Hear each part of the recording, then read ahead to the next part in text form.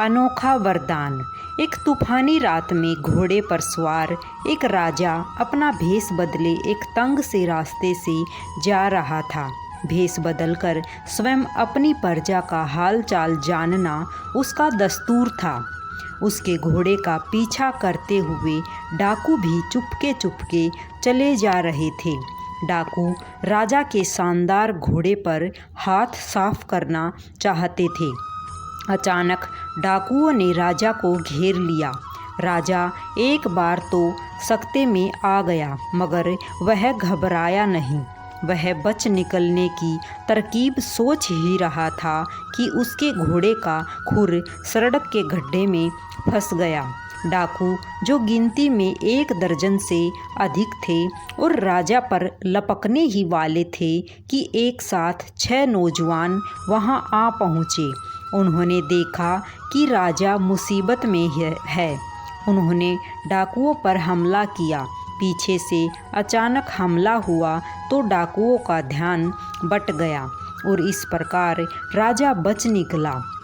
राजा जहाँ भी भेष बदल कर जाता था, उसके पीछे पीछे कुछ दूरी पर उसके कुछ चुने हुए अंगरक्षक भी रहते थे।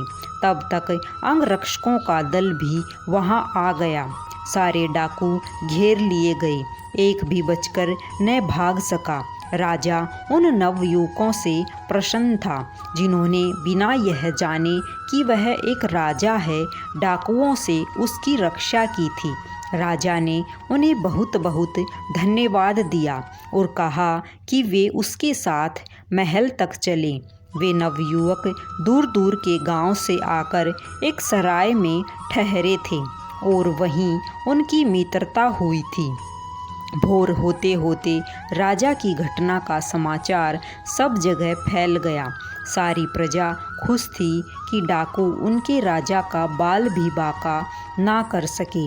राज्य परिवार के लोगों, मंत्रियों, दरबारियों और सारी जनता ने नवयुवकों के साहस की प्रशंसा की। अगले दिन दरबार में इन 6 नौजवानों को राजा के सामने लाया गया। राजा ने अपने सिंहासन से उतरकर उन्हें गले से लगाया और मनचाहा पुरस्कार मांगने को कहा। आप बारी बारी से जो चाहे मांगे। अगर मेरे बस से बाहर न हुआ तो मैं इसी समय आपकी कोई भी इच्छा पूरी करूँगा।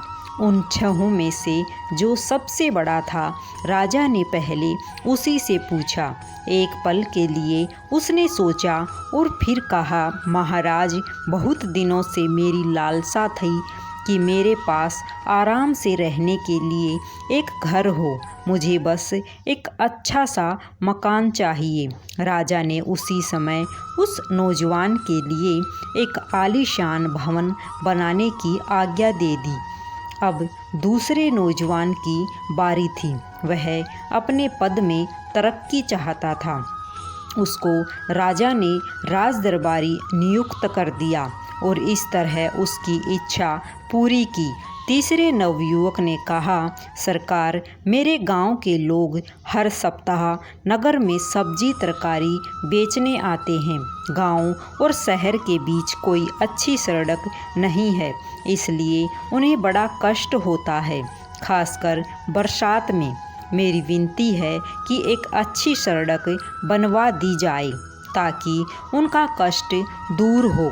राजा ने उसी समय सड़क और पुलों का निर्माण कराने वाले मंत्री को हुक्म दिया कि फौरन सड़क बनाने का काम शुरू कर दिया जाए। अब चौथे नौजवान से उसकी इच्छा पूछी गई तो वह शर्माते हुए बोला, महाराज, आप मेरे पिता के समान हैं। मैं सुंदर पत्नी चाहता हूँ। राजा के एक विदूषक की कन्या थी। राजा ने विदूषक से पूछा। उसने सहर्ष उस नौजवान को दामाद बनाना स्वीकार कर लिया। 5वें नौजवान ने धन मांगा।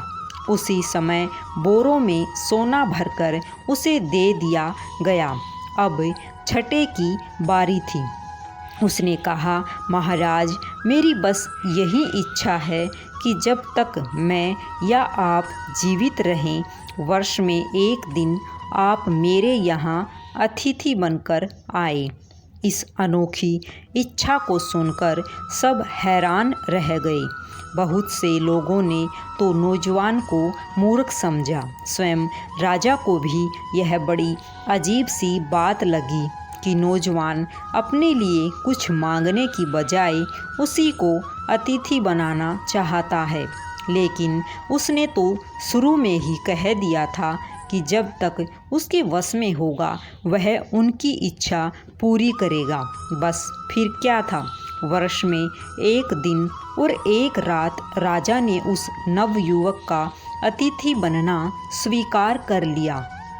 अब राज्य सरकार के विभिन्न विभागों की जिम्मेदारी हो गई कि राजा जब नौजवान के घर जाए तो उसके दौरों का ठीक ठाक प्रबंध हो, न राजा को किसी प्रकार का कष्ट हो और न उनके सेवकों और घोड़ों को। बढ़िया सड़क बनाना जरूरी था ताकि राजा का रथ आसानी से जा सके। फिर यह प्रश्न उठा कि राजा एक छोटे मकान में दिन और रात कैसे काटेंगे, कहाँ उठेंगे बैठेंगे, कहाँ खाएंगे पिएंगे, कहाँ सोएंगे। इसलिए राजसी ठाठ बाट के लायक एक महल खड़ा करवाया गया। लेकिन नौजवान अपनी मामूली सी आमदनी में इतने बड़े महल की देखरेख का खर्च कैसे चलाएगा, कैसे राजा और उसके संगी साथियों की देखभाल करेगा। इसके लिए उसे बहुत सारा धन दिया गया। सरकारी खर्च पर नौकर चाकर भी।